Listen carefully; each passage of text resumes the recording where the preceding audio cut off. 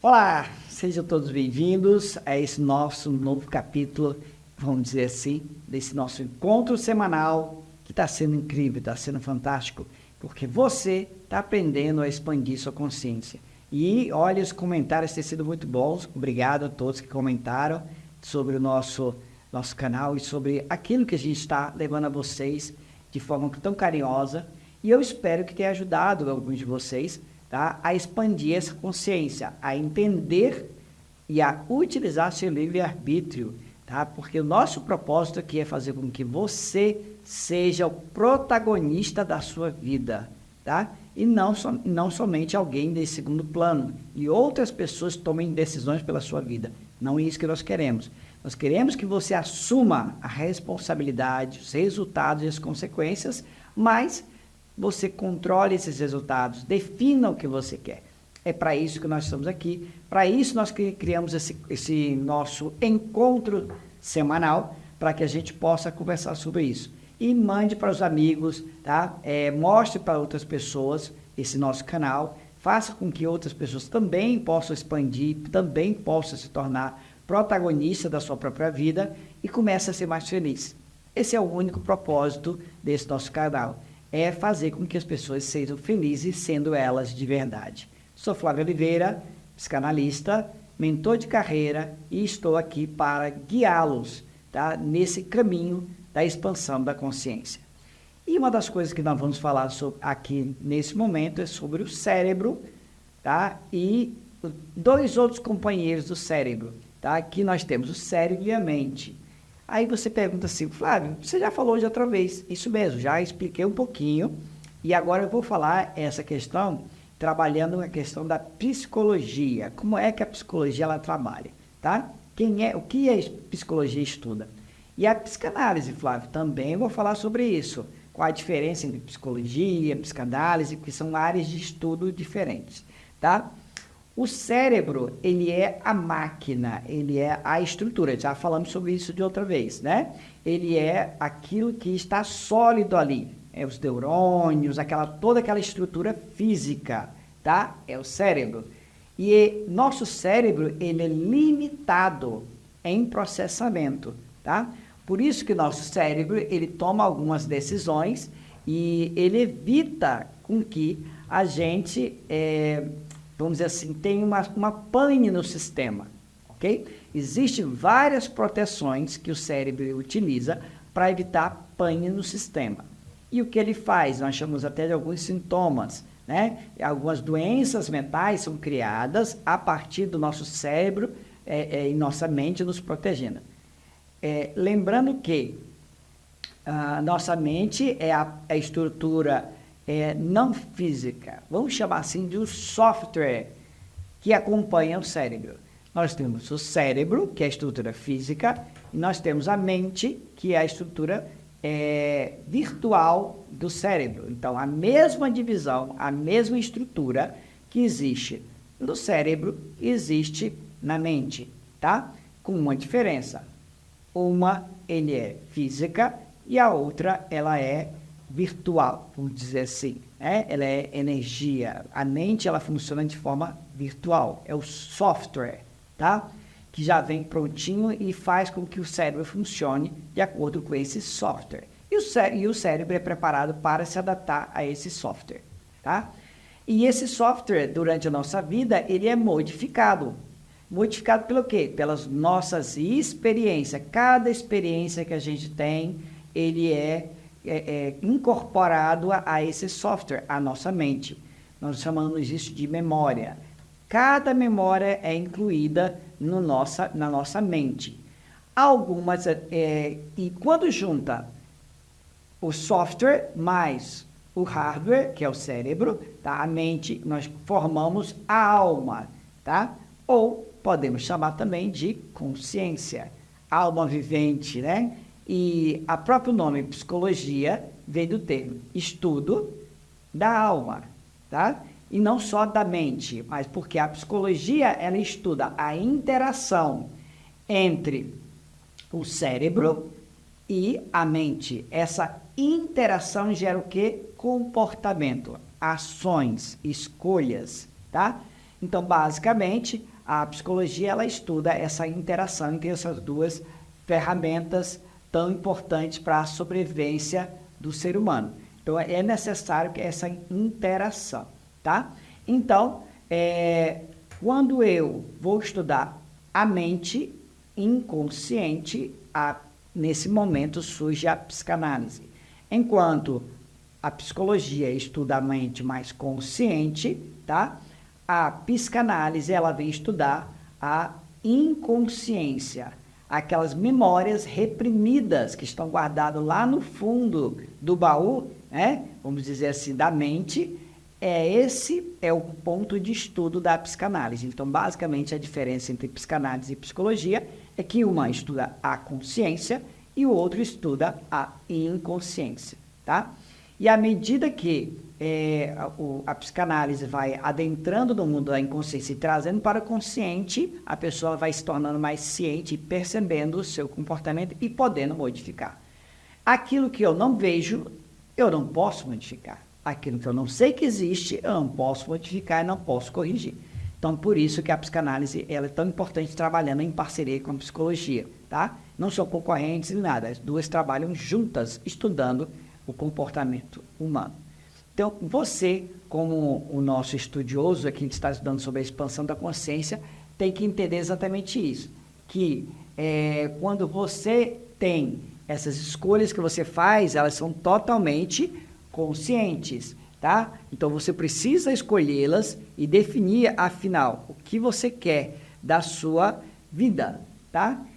E a psicologia, basicamente, estuda os fenômenos da mente como forma de comportamento. Então, é importante que você entenda isso. E orientando a correção desses comportamentos, orientando a correção desse comportamento. E como é que é construído esse software da mente, né? E que gera o nosso comportamento, tanto consciente quanto inconsciente. Desde que nós somos crianças, a partir do nosso 0 ano, tá? Nós começamos a receber informação, tá?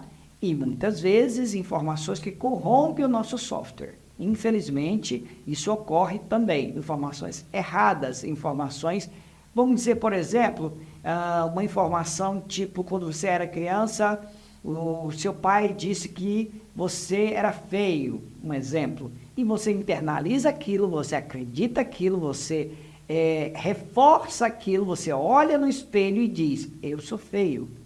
E você repete isso várias e várias e várias vezes durante toda a sua infância, e aquilo corrompe o teu software. A partir daí, você se torna uma pessoa mais negativa, vendo o mundo com essa visão deturpada. E que, na verdade, você não é feio, você é diferente, você é diferente dos outros, mas porque beleza é relativo. Depende ao que você está comparando. E se você compara ao externo, você está comparando errado. É como você viver na sua casa olhando para o jardim do vizinho. Sempre o jardim do vizinho vai ser melhor que o seu. Sempre, porque é do vizinho. E o seu sempre vai estar ruim. Por quê? Porque ele é seu e você não está cuidando dele. Você está cuidando mais do jardim do vizinho, porque o está observando, do que cuidando do seu próprio jardim.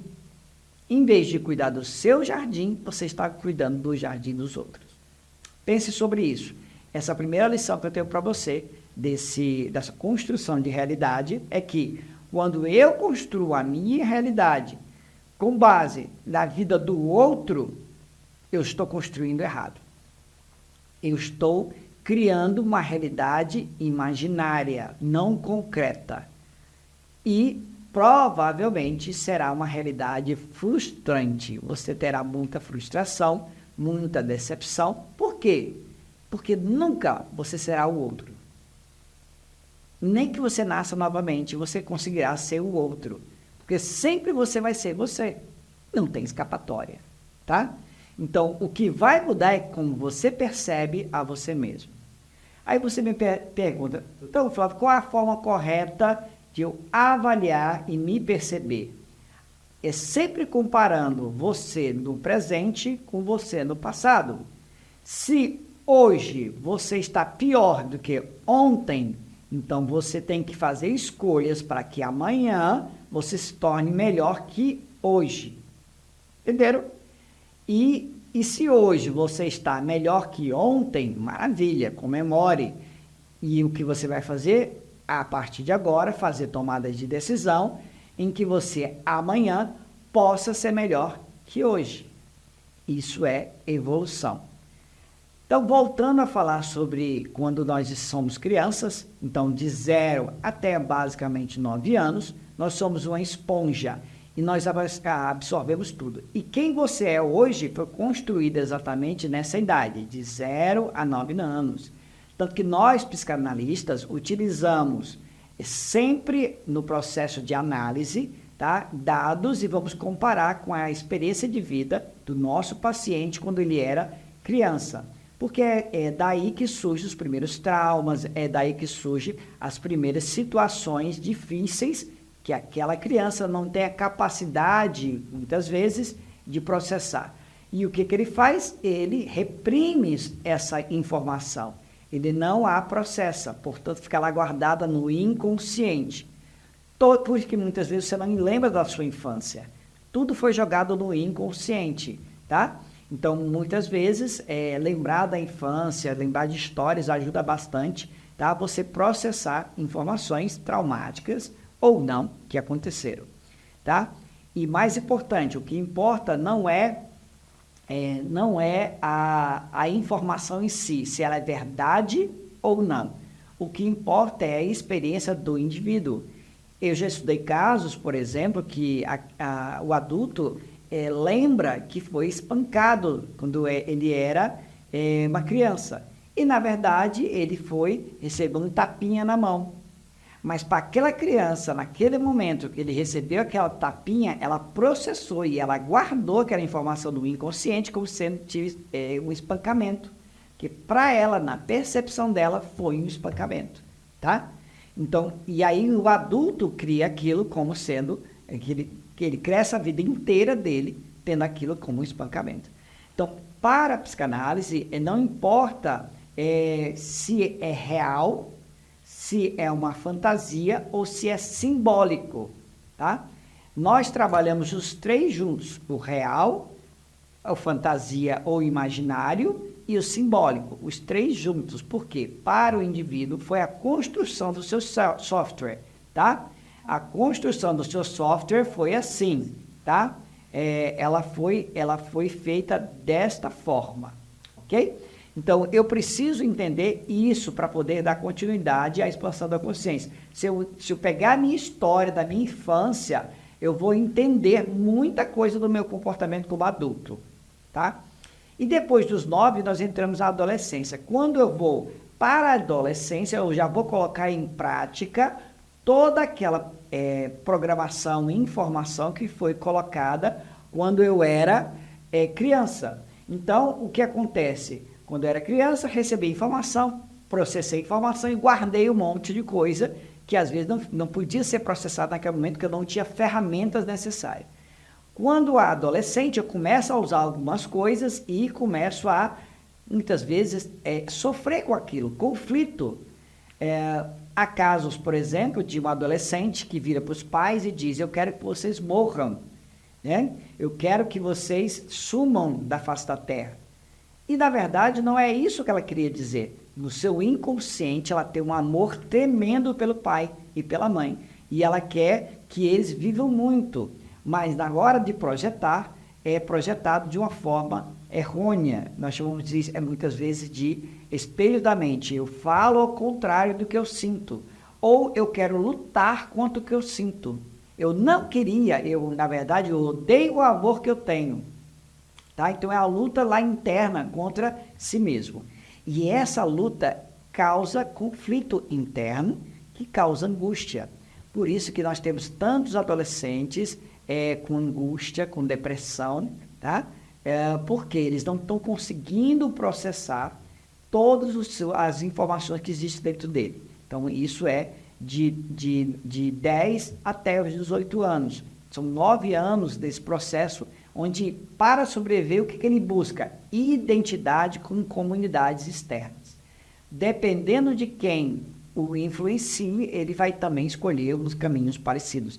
Eu, no vídeo passado, falando sobre quem sou eu, no nosso encontro passado, na verdade, mostrei que o ambiente onde você está inserido, que você escolheu para estar inserido, vai influenciar no seu comportamento, porque você vai ter que fazer escolhas para ser aceito para aquele ambiente. E isso ocorre muito na adolescência, porque na adolescência é a construção da identidade de quem sou eu. E é muito doloroso esse processo, porque ao mesmo tempo o adolescente ele está sofrendo a angústia de não saber quem ele é de verdade, porque ele não é o pai e ele não é a mãe, mas também ele não é os professores e ele também não é os amigos. Então ele fica perguntando, tá, mas quem sou eu? E muitos adultos ficam presos na adolescência. Eu não sei se vocês já perceberam isso, mas muitos adultos, eles carregam a sua adolescência até 50, 60 e não processam a adolescência. Adultos que gostam de animes, que gostam de Marvel, eu estou falando aí, vocês vão se identificar. Que eu também gosto de desenho animado, né? Carrego um pouco da sua adolescência tardia, aquela adolescência não processada, que quando o adolescente, ele busca o quê? Super-heróis para se identificar, porque quando ele não se identifica com o pai, com a mãe ou com os amigos, ele busca se identificar com algum outro herói, né? Alguém que tenha superpoderes, que ele possa se inspirar para ser igual, tá? Aí você vai me perguntar, Flávio, isso é bom ou ruim? Não existe bom ou ruim. Existe sim como você vê isso e como você sente isso, se é bom para você ou se é ruim para você. Se for bom para você, tá? Então, parabéns, tá? Você estará tendo uma saúde mental perfeita. Agora, se estiver em conflito, se estiver com dificuldade de processar, aí será ruim, tá? Então, é muito importante entender que isso vai até os 18 anos.